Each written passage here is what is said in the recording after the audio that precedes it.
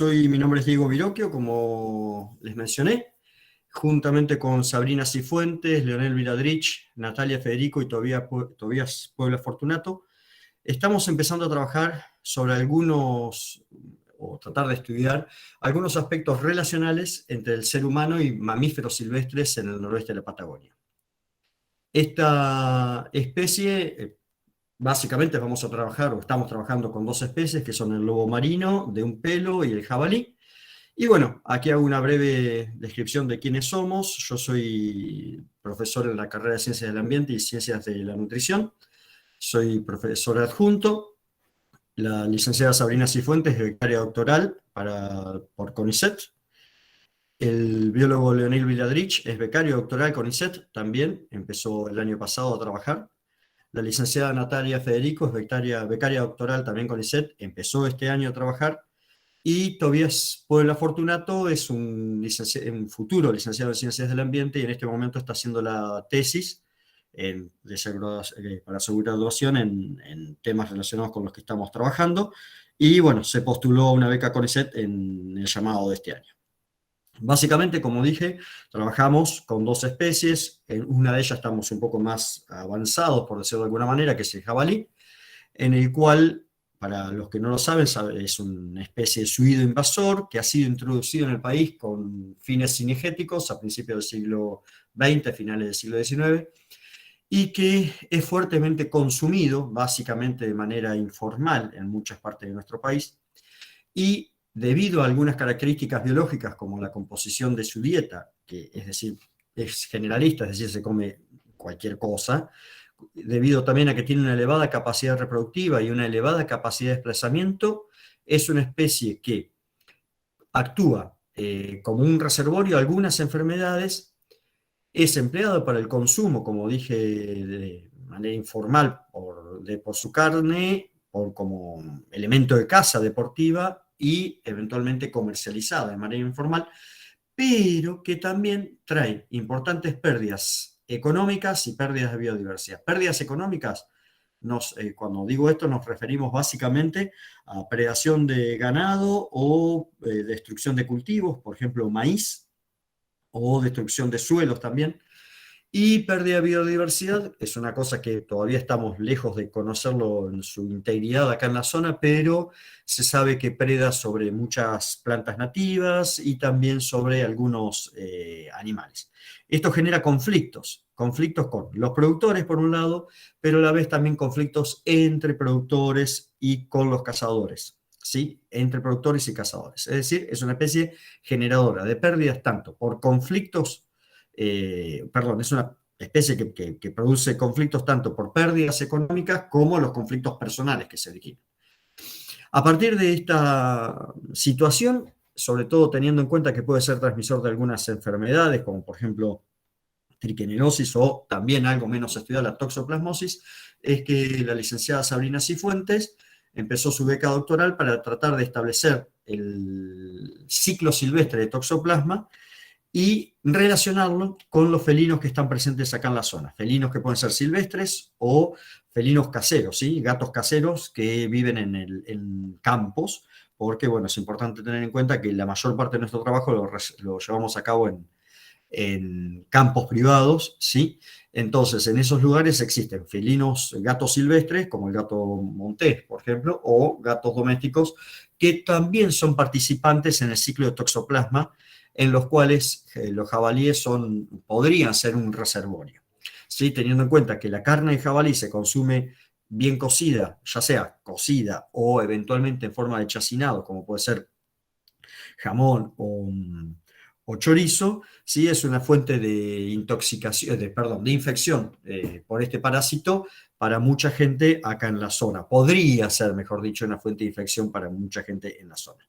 Entonces, el objetivo de la tesis de Sabrina es estudiar el rol epidemiológico que tiene el jabalí y tratar de hacer el ciclo silvestre con los felinos que están presentes en la región. Básicamente la metodología es el análisis de heces y muestras de músculo de jabalí.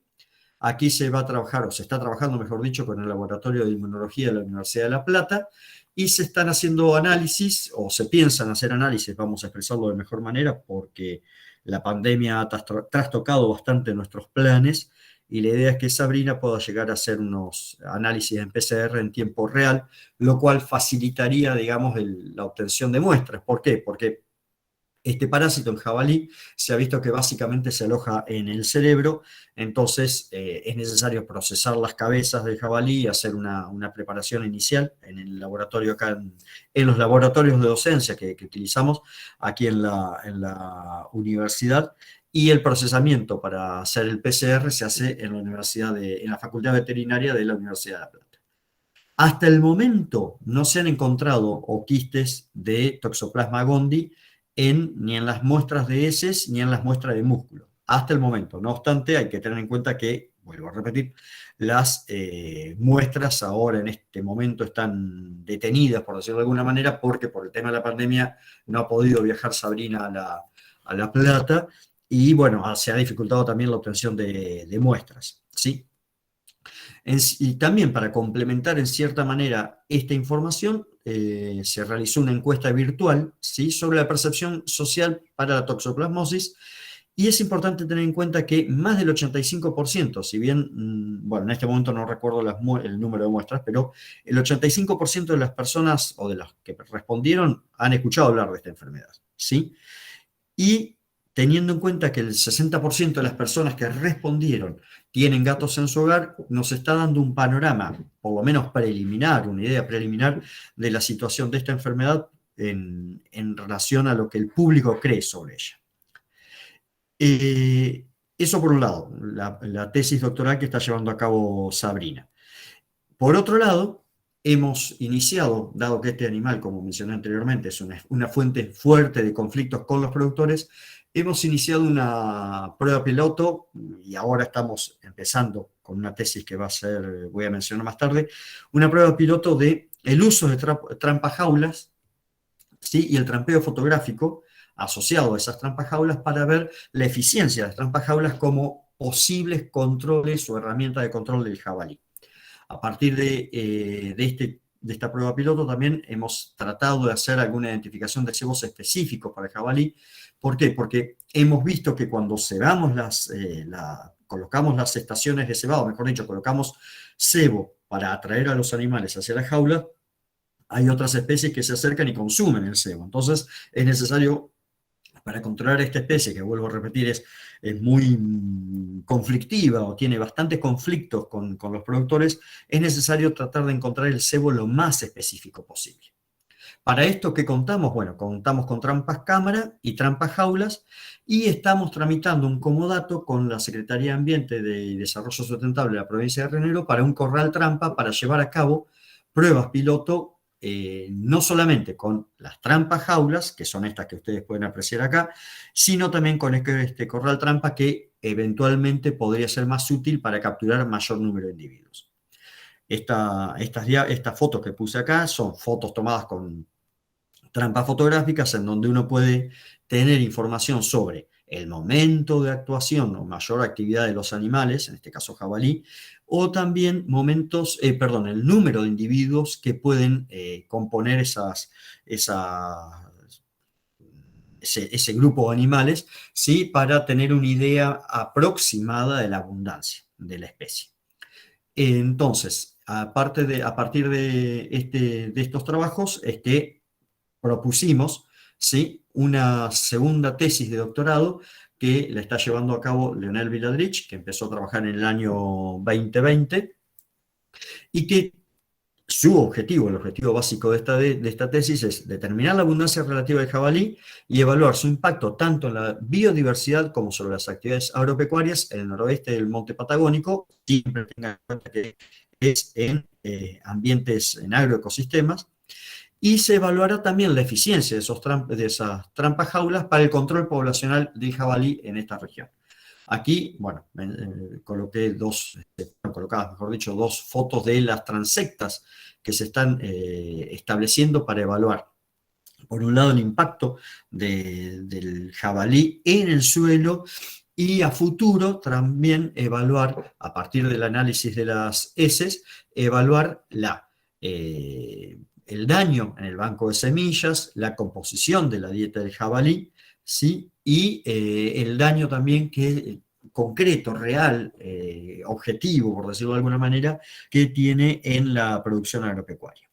Esto se va a complementar con entrevistas a los productores para evaluar los puntos calientes, por decirlo de alguna manera, y los factores que determinarían esos puntos calientes de predación del jabalí en, vuelvo a repetir, ganado ovino, ¿sí? Aquí en la zona de Patagones, básicamente, Patagones y Adolfo Alsina, que es donde estamos trabajando ahora, la predación sobre ganado ovino es bastante fuerte aparentemente, pero todavía no ha sido del todo evaluada.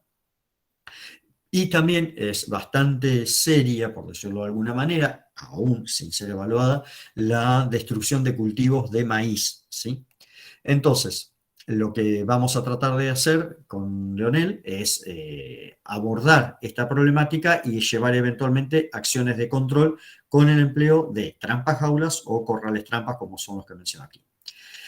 Y dado que el jabalí es una especie que es conflictiva, pero a la vez está muy arraigada en la cultura local en términos de ser una especie muy cazada, y además en la caza suelen utilizarse perros, es que se propuso una tesis de graduación que le está llevando a cabo Tobías Puebla Fortunato, como mencioné anteriormente, una tesis de evaluación para evaluar la percepción de los cazadores, los productores, el público en general, particularmente aquí la Sociedad Protectora de Animales, sobre el jabalí y la caza de este animal en la comarca Vierma-Patagones. ¿Esto qué nos permitiría? Tener una base de conocimiento sobre acciones de manejo que son necesarias para la especie, teniendo en cuenta esto que mencioné anteriormente. Conflictos que producen para los productores, pero a la vez el consumo informal de la carne con el riesgo que podría tener, por ejemplo, con el tema de toxoplasmosis o bien eventualmente otras enfermedades como puede ser triquinelosis. Es importante tener en cuenta que si bien la encuesta esta es importante mencionar que se realizó de manera virtual porque la tesis empezó justo en el momento de la pandemia. La idea era hacerla presencial, pero la situación que por todos conocidos nos limitó, entonces se hizo una encuesta virtual. Ahora, con esta liberación que tenemos de las restricciones, es posible que ampliemos con encuestas presenciales, pero si bien las respuestas han sido medianamente escasas, se ha podido comprobar que existe un gran desconocimiento de las enfermedades, exceptuando triquinelosis. O sea, la gente conoce de enfermedades que transmite el jabalí, pero básicamente se centran en las triquinosis. No, por ejemplo, la relación con la toxoplasmosis, que es mencionada con la tesis que está trabajando Sabrina. Y por otro lado, para las personas, el jabalí es un animal, una especie valiosa por su carne, y la considera un recurso importante. ¿Sí? Teniendo en cuenta entonces estas dos situaciones, enfermedades más recursos, es importante tenerla en cuenta cuando uno se posicione para llevar eventuales acciones de manejo, que es lo que va a continuar trabajando si la beca CONICET sale para abordar ese esquema donde sería posible una acción posible de manejo. Y por último, hablo sucintamente de otro tipo de interacción que tiene el ser humano. En este caso estoy hablando de una interacción mucho más indirecta del ser humano con una especie silvestre. Aquí estoy mencionando, o voy a hablar brevemente sobre una especie nativa, ¿sí? Vuelvo a mencionar, el jabalí es una especie exótica, pero aquí estamos hablando de una especie nativa, ¿sí? El lobo marino, que en la propuesta de tesis doctoral de la licenciada Natalia Federico se propone abordar a esta especie como monitores de contaminación por metales pesados en ambientes costeros de Patagonia Norte. ¿Para qué? Para evaluar la contaminación ambiental de estas especies, de esta especie, que sufre esta especie, con elementos no esenciales y esenciales, para tener una idea de o tratar de buscar un rol o tratar de entender si estos animales pueden ser bioindicadores y biomonitores, o servir como monitoreo biológico de contaminación marina. ¿Cómo lo va a hacer a este trabajo? Lo va a hacer por determinación de concentración en tejidos de relevancia toxicológica como el hígado, el riñón, el músculo, en animales varados muertos, y realización de biopsias de piel en animales vivos. Obviamente esto quizás no se vea bien, pero es importante tener en cuenta que para hacer sobre todo este tipo de estudios estamos solicitando el permiso de la Secretaría de Ambiente de la provincia de Río Negro, que está en evaluación, y la técnica que se aplicará es la técnica de análisis por activación neutrónica instrumental que se lleva a cabo en el Centro Atómico Bariloche con la participación del director de la beca, que es Sergio Guevara Ribeiro, que trabaja en el Centro Atómico Bariloche. Y bueno, ¿qué podemos decir? Que en estos momentos estas dos especies, una introducida y muy consumida, el jabalí, otra nativa y que puede estar sufriendo algún tipo de impacto por parte de la actividad antrópica, es necesario tener algún tipo de interacciones. Básicamente, los productores rurales y los cazadores son los actores, por decirlo de alguna manera, centrales en el tema del jabalí, pero también el INTA y la la Secretaría de Ambiente y Desarrollo Sustentable como actores en la gestión de eventuales normativas que podrían ser necesarias para el control de la especie. Esto nos habla de la necesidad de concientizar, llevar a cabo acciones de extensión y colaboración entre estos distintos actores. Para la especie lobo marino, vuelvo a repetir, la situación es un poco distinta porque es una especie que actuaría como un indicador biológico de contaminación. Ahí, obviamente, la interacción con gestores, particularmente políticos, por decirlo de alguna manera, que permitan en el día de mañana, en algún futuro, algún tipo de normativa para llevar a cabo alguna situación de remediación. Estoy hablando sin conocer mucho lo que vamos a encontrar.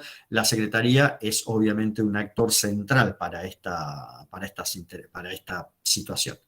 Y bueno, como ya mencioné anteriormente, estamos interactuando con la Universidad Nacional de La Plata, la Universidad Nacional del Noroeste de Buenos Aires, el Museo de Ciencias Naturales Bernardino Rivadavia, el Instituto Balseiro, que son nuestros compañeros para estas acciones de investigación y complementación, digamos, de información que por ahora no podemos generarla acá en la sede atlántica porque carecemos de mucha de esa tecnología. Y perspectivas futuras que de lo que tenemos pensado, digamos, hacer o llevar a cabo es: estas acciones nos permitan aumentar el conocimiento sobre la base de los conflictos con especies de la fauna silvestre, ya sea nativa y exótica, para llevar a cabo acciones de manejo, de difusión o extensión, ¿sí? Con el lobo marino, por ejemplo, acciones de manejo es muy difícil, pero si sabemos, por ejemplo, que el lobo marino se alimenta de presas, esto no lo mencioné, de presas que pueden estar contaminadas, como puede ser la merluza o el calamar, dos especies que pueden ser consumidas también por el ser humano. Es importante tener en cuenta que eso es necesario llevar a cabo algunas acciones de difusión o extensión en este contexto. A partir del trampeo fotográfico, obviamente vamos a obtener otro tipo de información sobre la biodiversidad en ambientes antropizados. Vuelvo a repetir, con el jabalí estamos trabajando básicamente en agroecosistemas, pero no tenemos todavía información certera de la biodiversidad que tenemos en nuestros lugares y cómo las acciones antrópicas están eventualmente modificando esa biodiversidad y llevando a conflictos que, por ejemplo, se generen por desaparición de algunas especies, por caso vizcacha, que puede llegar a ser una presa para especies que surgen y que son conflictivas para el ser humano, como puede ser el jabalí. Me estoy yendo el puma, perdón. Me estoy yendo del jabalí, pero quiero decir que es necesario conocer información sobre la biodiversidad, y esto que estamos haciendo con el trampeo fotográfico, por ejemplo, nos permite generar otro tipo de información complementaria, además de la para el jabalí.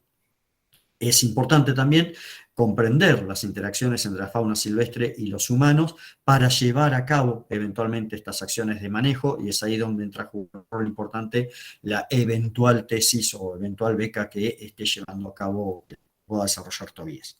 Y bueno, en relación, vuelvo a mencionarlo, a los lobos, iniciar o profundizar o acentuar, en el caso de los lobos, estudios sobre bioindicadores. Bien, eso era todo. Muchísimas gracias por su tiempo y por su atención.